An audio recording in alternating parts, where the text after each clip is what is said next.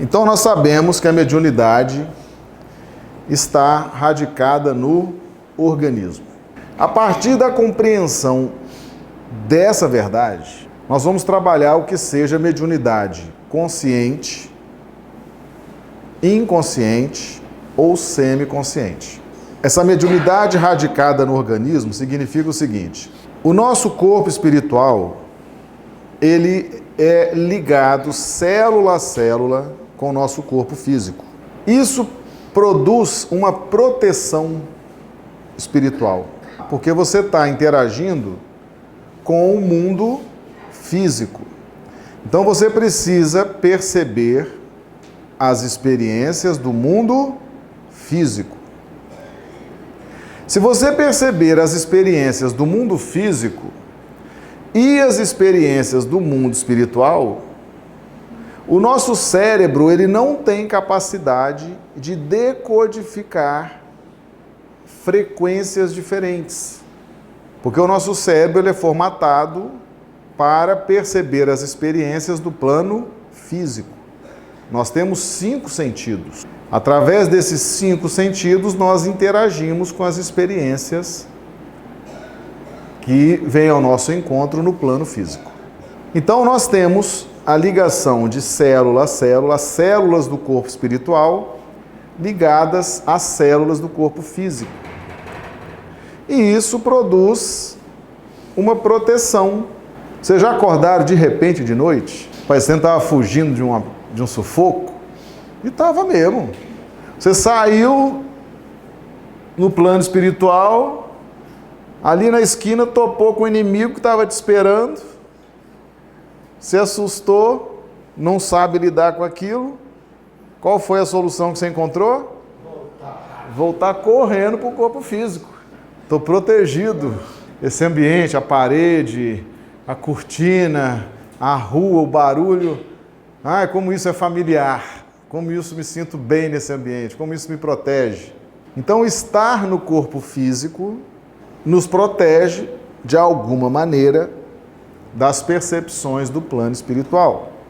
Essa capacidade do corpo espiritual se afastar do corpo físico, esse afastamento ele tem distâncias diferentes. Há uma possibilidade de um pequeno afastamento, de um médio afastamento ou de um grande afastamento.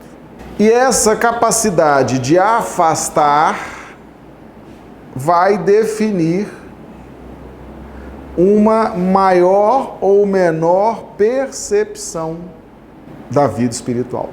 O médium que tem uma capacidade de se afastar muito pouco do corpo físico. Ele está mais próximo do corpo físico do que do plano espiritual. A esse médium, dotado dessa mediunidade ou dessa capacidade de se afastar levemente do corpo físico, nós chamamos de mediunidade consciente. Está na pauta da distância do corpo espiritual para o corpo físico.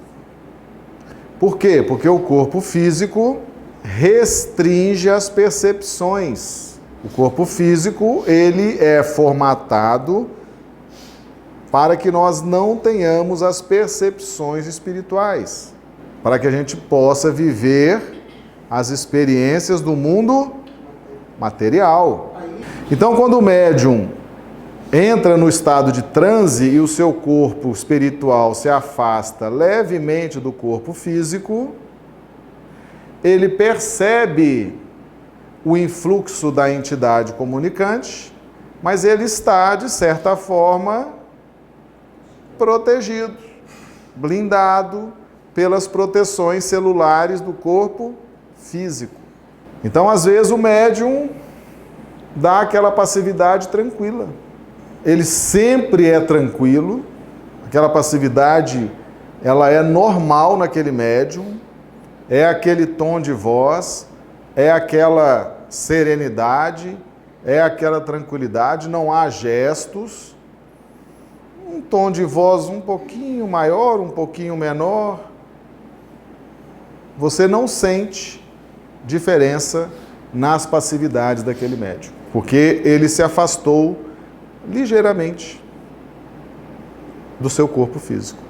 Então, às vezes você fala assim, nossa, que médium educado, que médium bem educado.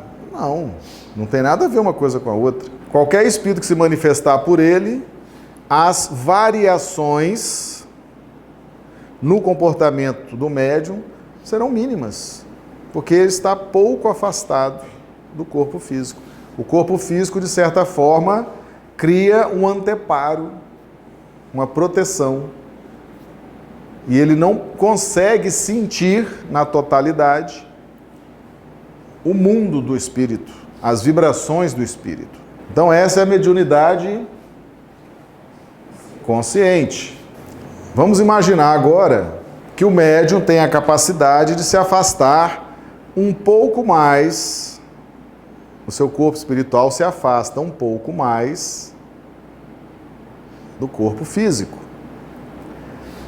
Ele já não está perdendo aqui um pouco da proteção do corpo físico?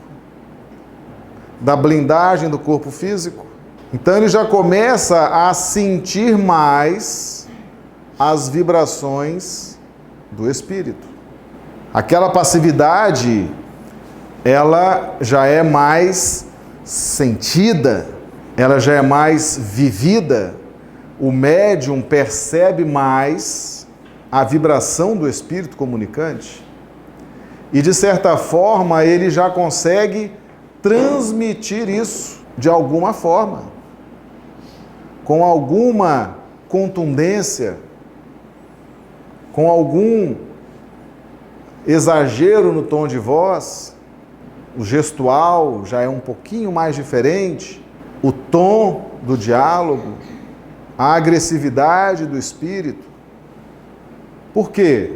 Porque como você está mais disponível, seu perispírito está mais disponível, quando há esse acoplamento da entidade comunicante com o seu perispírito, você absorve mais a vibração da entidade comunicante. Essa é a mediunidade semiconsciente. E a mediunidade inconsciente? A mediunidade inconsciente é aquela em que o médium já possui uma capacidade de se afastar mais do seu corpo físico. E quanto mais ele se afasta do seu corpo físico, menos proteção das células físicas, menos blindagem.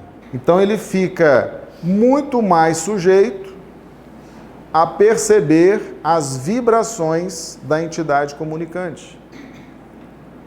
É aquela passividade mais intensa, é aquela passividade que às vezes a gente acha assim que é até um pouco exagerada, no tom, no gesto, na emoção, nas palavras, na agressividade.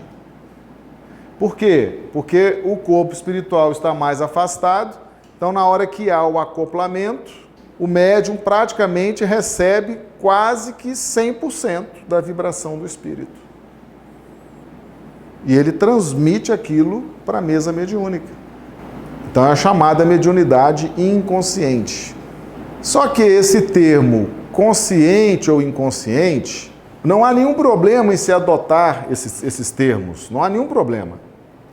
Mas desde que nós tenhamos a compreensão de que não existe neutralidade absoluta na comunicação mediúnica. Porque são dois cérebros, duas mentes interligadas, utilizando uma única faculdade mediúnica, uma única voz, esse mecanismo da fala. Então, o médium, por mais que ele tente se neutralizar, não existe a neutralidade absoluta na comunicação mediúnica. Kardec já trouxe isso para nós de uma forma muito clara. Sempre virá alguma coisa do médium naquela comunicação. Sempre. Independentemente se ela for consciente, semiconsciente ou inconsciente. O médium estando ligeiramente afastado do corpo físico ou um pouco mais afastado do corpo físico ou muito afastado do corpo físico, a comunicação virá com alguma coisa do próprio médium. Porque não existe neutralidade absoluta no fenômeno mediúnico. O médium jamais pode dizer o seguinte: não sei nada do que foi dito, não me lembro de nada, não tenho responsabilidade nenhuma com a comunicação que eu transmiti. Não. Não existe trabalho com Cristo irresponsável. Não existe. Não existe trabalhar para Jesus com irresponsabilidade. Não existe. É igual aquele fato que aconteceu, que está narrado nos evangelhos, que Mateus largou tudo para seguir Jesus. Aí alguém chega e fala assim: nossa, mas ele largou lá a mesa cheia de dinheiro, de impostos, abandonou o emprego e foi atrás do Cristo? Claro que não, gente. Mateus tomou todas as providências, toda a logística, deixou tudo arrumado, tudo pronto, depois que seguiu com Jesus. Porque não existe trabalhar com o Cristo de forma irresponsável. Então não existe isso do médium falar: eu não sei, não lembro de nada, não tenho nada a ver com isso, foram os espíritos que falaram. Não. Trabalhar com Jesus não se trabalha com o Cristo com irresponsabilidade. Todos somos responsáveis. O médium tem responsabilidade, sim, pelas mensagens que ele veicula. Tem responsabilidade. Então, tanto faz a distância com que o corpo físico esteja do corpo espiritual, tanto faz essa distância. O médium será sempre responsável pelas mensagens que ele veicular. Sempre. O primeiro doutrinador do espírito é o médium. Quando o espírito se acopla ao médium, ele precisa perder de 30% a 40% daquela potência, daquela energia. E o que é perder essa potência? É encontrar uma potência superior. O bem sempre vence o mal. O bem sempre vence o mal. Não é essa a mensagem da ressurreição de Jesus? Jesus ressuscita. A grande mensagem da ressurreição é Jesus nos ensinar que o bem sempre vence o mal. Então, o médium, quando ele recebe o espírito, quando ele se deixa o fenômeno acontecer, quando há incorporação, a potência do médium, a vibração do médium tem que ser superior à vibração da entidade comunicante. Agora vocês imaginem o seguinte: na mediunidade inconsciente, que você está com seu perispírito afastado do seu corpo. E quando acontecer a incorporação, o acoplamento, você está mais distante do seu corpo, está mais sujeito a receber aquela carga completa da entidade comunicante. Você, médium inconsciente, tem muito mais o dever de se evangelizar, de se iluminar, para que você possa prestar um serviço de qualidade. Você não se propôs a fazer a caridade? Você não se propôs a observar aquele ensinamento de Paulo? Suportai-vos uns aos outros? Então você precisa ter uma vibração que te dê condições de receber as entidades comunicantes, e ali você já começa a doutriná-las pela qualidade dos seus sentimentos e dos seus pensamentos. Agora, como é que você consegue isso? Disciplina, disciplina, disciplina. Não foi isso que Emmanuel falou para o Chico? Estudar, frequentar a reunião. Você tem que estar ali vivendo aquele momento com intensidade para desfrutar daquilo ali, tudo que aquele momento possa te oferecer. Você tem que ser bom de grupo, você tem que orar pelo seu grupo mediúnico.